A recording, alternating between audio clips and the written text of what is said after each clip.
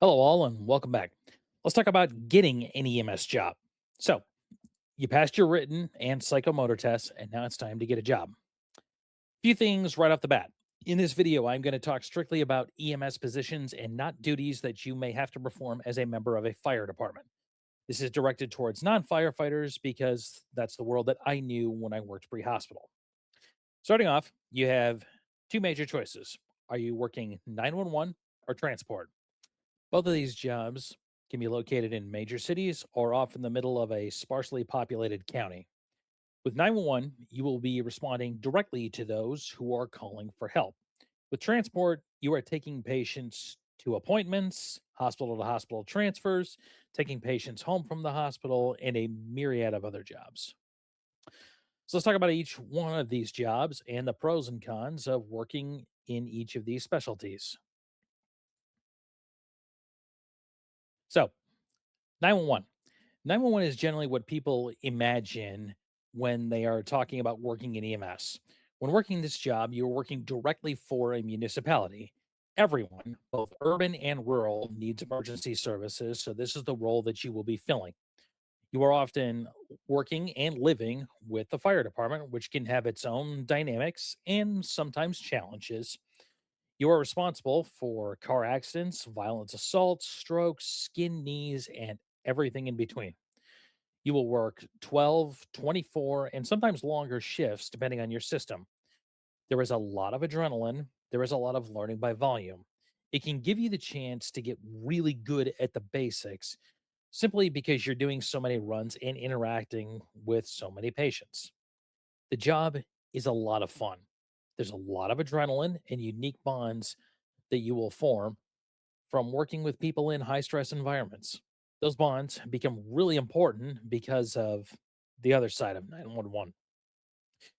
No matter whether you work in a dense urban area or a rural county where you can count on one hand the amount of ALS providers, you are going to encounter bad things. No one has ever called 911 because they were having a good day. You will see people shot, stabbed, crushed in cars. You will pull a dead 8-year-old from a retention pond. And you will tell a husband that his wife of 50 years has died after you worked a code for 30 minutes. You will respond to people who are lonely, people who want to hurt others out of spite, and people who have no one else to turn to. But you also will get someone to the cath lab in time to have a STEMI fixed. You'll help get a patient to surgery so a splenic lac can be repaired after they fell off a ladder. You'll help deliver a baby and then transport both baby and mom to the hospital. You will help comfort a child who broke their leg, get them feeling better, and then transport them. Do not ever underestimate the impact that you can have on those that you are charged with taking care of. Now, the transport world is more parallel to 911 rather than opposite. In this position, you're going to be completing runs based on what patients need to be transported, which facility they're going to, and what resources are going to be needed to get them safely to their destination. You will spend your time taking people home from the hospital, transferring from hospitals to other care centers, and more. While you may be based around the city, you will often be driving all over both urban and rural areas. Depending on your location, putting 100 miles on a truck in a 12-hour shift might be a slow day. Additionally, you actually might have more extensive protocols. If you are averaging an hour or more to get to the hospital, then you're going to need more tools available to you. You will carry and use more medications, be able to do more procedures, and need a mindset of taking care of patients on a much longer timeline. Urban protocols can be very restrictive because of the short transport times. Rural and transport services will allow you more elbow room in your treatments. Does it have the same adrenaline rush as 911? Frankly, no. However, it does not mean that the job is less significant. You are dealing with longer transport times, potentially having to transport medicines and or equipment, and facilitating getting patients to definitive care. The patients that you transport can teach you a lot. Dialysis patients are some of the most metabolically complex patients who are one mistreatment from being in multiple organ failure and sepsis. Psych patients will teach you how to talk to people no matter what situation you or the patient is in. Pediatric patients will teach you how to have philosophical conversations about Bluey, Disney movies, and discuss the merits of their favorite superhero, all while watching for changes in their condition because they don't look like adults.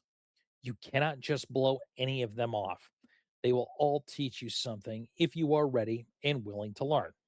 So, which one's right for you? Well, like most things in life, it depends. It depends on where you live and where are you willing to commute to. This is going to determine what opportunities are available to you. If you live away from a city, you may only have transport position or a small department that is a combination of 911 and transport.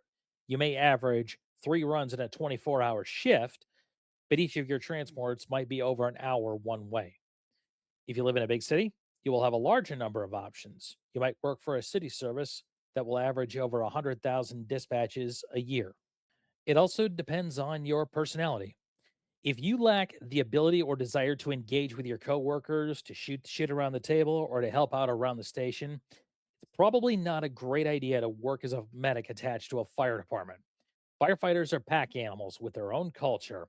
If you are working with them, you better learn how to become a part of that culture or at least learn not to be antagonistic to it. You can get away with being more of an introvert in a smaller company. Most transport jobs allow for this more than large urban fire departments do. I'm not saying this as a hard and fast rule, and certainly there are going to be exceptions. I'm just telling you what I have experienced in my own career. There is no denying that this is a fun job. As I said earlier, there is a lot of adrenaline and camaraderie. You get really tight with the people that you work with. It's a unique bond that you will have for as long as you work there. And I will state to this day that a firehouse kitchen is still one of the best places in the world. You will learn how to build relationships with a host of people. There are some you get along with, and others that you wouldn't be within 100 yards of if you could help it. So, no matter where you end up, in addition to your ability to perform your job, you have to learn how to work with all the different people that you come into contact with. It is a unique career field and one that will give you perspectives, mindsets, and experience that most people will never understand. You need to make sure that you find a good place to work that fits with your personality and your life situation. You will have a longer and more satisfying career if you do. That's all for today. If you have any advice or questions about finding an EMS job, please drop them below. Subscribe if you want to see more. Thank you for watching. I'll see you on the next one. Bye.